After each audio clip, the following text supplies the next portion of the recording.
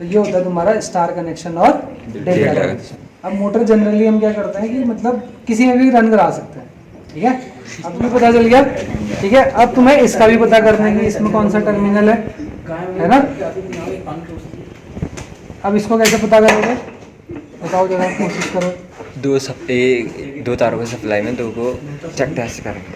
अब देखो तुम क्या करोगे, जैसे वाई वाले फेस तो अलग कर लो, ये रेड वाले थे, अब इसका शॉर्ट तुम हटा दोगे, ठीक है। इस वाई वाले को अलग कर दिया, ठीक है। अब दोबारा वही करो, इसकी एक तार को किसी के एक साथ भी शॉर्ट कर ले, यहाँ पे किसी के कोई भी टच कर ले।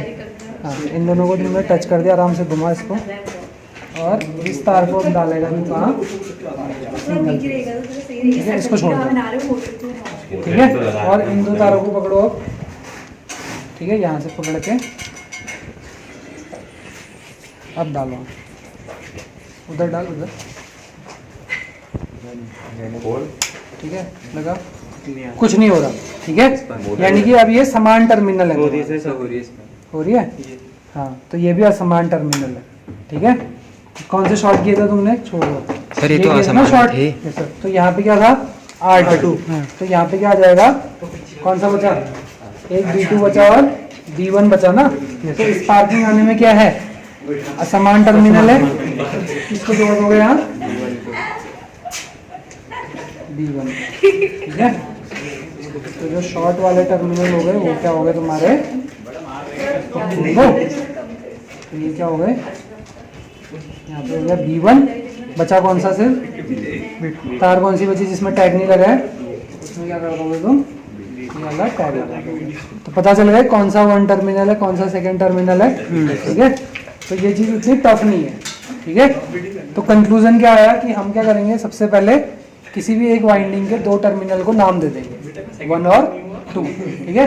फिर हम क्या करेंगे, एक फेस को पकड़ेंगे, जैसे वाई फेस को पकड़ लिया, तो किसी भी के साथ, 1 के साथ करो या 2 के साथ करो, एक साइड को हम क्या कर लेंगे, शॉर्ट कर लेंगे, ठीक है। अब देखो पहली वाली की भी एक तार बच गई, दूसरी वाली की भी एक तार बच गई, उनको पकड़ के कहाँ डालोगे, सिंगल फेज में। तो आर और वाई के साथ तो हमने काम कर लिया, बचा कौन सा, बी फेज। अब बी फेज की जो दोनों सिरे हैं आपस में उनको शॉर्ट करेंगे, ठीक है।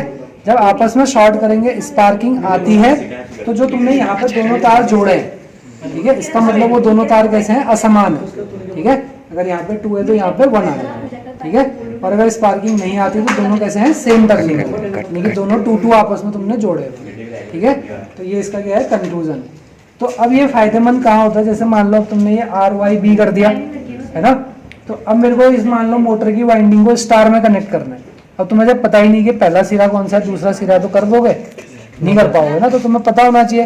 तो हम क्या करते हैं, जैसे इसका सेकंड का है, ये Y1 है, ये Y2 है ना। ऐसे ही B2 तो